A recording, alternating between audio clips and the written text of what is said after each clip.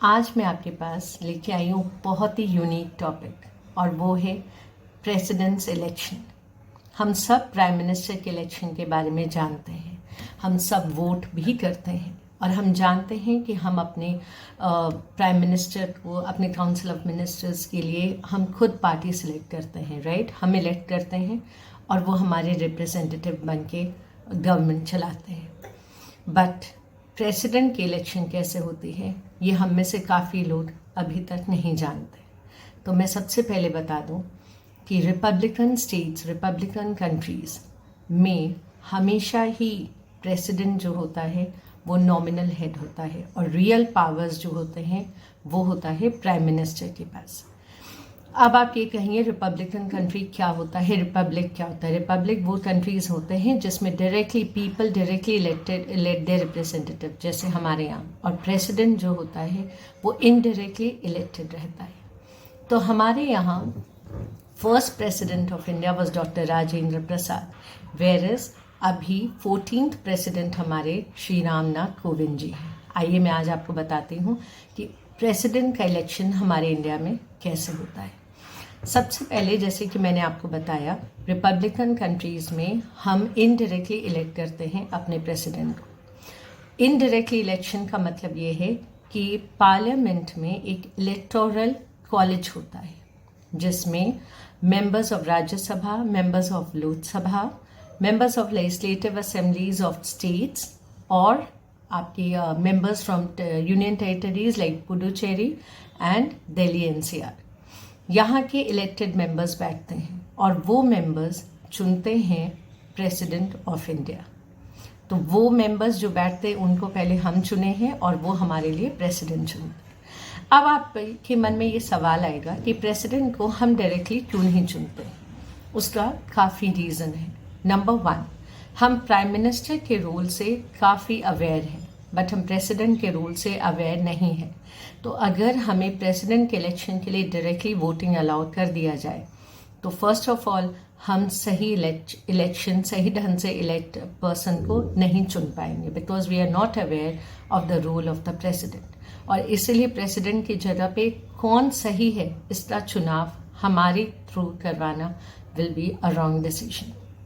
Secondly, यदि president को हम चुनने लगे डायरेक्टली तो प्रेसिडेंट को किसी पार्टी का हेल्प लेना पड़ेगा, किसी पार्टी के मेंबर बनना पड़ेगा और फिर उनको अपनी तरह से प्रचार, जैसे कि हमारे यहाँ प्राइम मिनिस्टर और उनकी पार्टीज प्रचार करते हैं, वैसे प्रेसिडेंट को भी हर स्टेट में जा के प्रचार करना पड़ेगा, which will be very costly affair and very complicated affair for our government.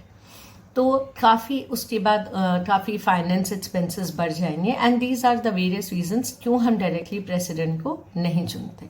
तो सबसे पहले हमने ये देखा कि प्रेसिडेंट जो हैं वो इलेक्टोरल कॉलेज से इलेक्टेड होते हैं। और नाउ मैं आपको बताती हूँ कि क्या मेथड फॉलो होता है इलेक्टोरल कॉलेज में। इलेक्टोरल कॉलेज में जो मेथड फॉलो होता है प्रेसिडेंट को इलेक्ट करने के लिए वो है आपका proportional representation with single transferable vote in a secret ballot manner। अब मैं इन तीनों टर्म्स को आपको समझाती हूँ। सीक्रेट बैलेट, आप हम काफ़ी अवेयर होंगे इस चीज़ से बिकॉज हम भी सीक्रेट बैलेट के थ्रू ही वोटिंग करते हैं। इसका मतलब आपका वोट कोई और नहीं देख सकता है, वो सीक्रेसी मेंटेन रहता है कि आपने किसको वोट किया है, राइट ना। प्रोपोर्शनल रिप्रेजेंटेशन और सिंगल ट्रांसफरेबल वोट, ये दोनों जो फॉलो होता है प्रेसिडेंट के इलेक्शन में, उसका मतलब ये है कि सिंगल ट्रांसफरेबल वोट मींस हर एक जो वहाँ पे मेंबर हैं वो एक ही वोट कास्ट कर सकते हैं और ये वोट ट्रांसफ़र भी होता है। वो मैं आपको समझाऊंगी कैसे ना। प्रोपोर्शनल रिप्रेजेंटेशन का मतलब ये होता है कि जो माइनॉरिटी पार्टीज़ हैं उनके भी इलेक्टेड रिप्रेजेंटेटिव आ सके वहाँ पे और वहाँ पे वोटिंग कर सकें। मतलब ऐसा नहीं है कि सिर्फ जो मेजॉरिटी पार्टी है उन्हीं के वोटिंग से प्रेसिडेंट चुने जाएंगे। मिनॉरिटी पार्टी और जो पार्टीज़ मिनॉरिटी सेक्शन जो हैं हमारे इंडिया के, उनके थ्रू भी उनके रिप्रेजेंटेटिव भी वहाँ पे वोटिंग करते हैं एंड सो प्रोपोर्शनल रिप्रेजेंटेशन होता है। दूसरी बात मैं आपको बता दूं कि वहाँ पे जो मेंबर्स बैठते हैं और इवन जो लेजिस्लेटिव असेंबली का मैंने आपको बताया, members of legislative assembly also they cast their vote in the election of president. तो वो उनका जो प्रपोर्शन है वो मैं आपको समझा दूं कि हर एक MP member of parliament, Rajya Sabha और लोकसभा के जो मेंबर्स होते हैं उनका जो वोट होता है that has the same value, हर एक MP का वोट का सेम वैल्यू है। बट जब हम स्टेट लेजिस्लेटिव असेंबली के उसमें आते हैं, जब members of state assembly legislative assembly vote करते हैं, MLAs member of legislative assembly vote करते हैं, तो उनके वोट का वैल्यू डिफरेंट होता है। कैसे? डिपेंड करता है वो किस स्टेट से MLA है, उस हिसाब से उनके वोट का वैल्यू बनता है। फॉर एग्जाम्पल UP का यदि MLA है तो उसके वोट का वैल्यू है आपका 208, वेयरएज एक MP के वोट का वैल्यू है 708। आंध्र प्रदेश के MLA का वैल्यू है 159, वेयरएज सिक्किम के MLA का वैल्यू है 7।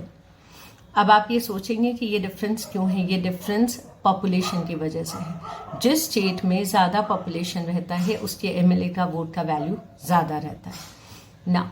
तो ये मैंने आपको समझा दिया। अब जब चुनाव होता है, जब वोटिंग होती है, जब ये सारे मेंबर्स वोट करने सीक्रेट बैलेट के थ्रू जाते हैं, तो हमारी तरह उनकी वोटिंग नहीं होती। जैसे हम एक पॉलिटिकल पार्टी की चुनाव कर लेते हैं, दे डोंट डू दैट। वो क्या करते हैं, वो फर्स्ट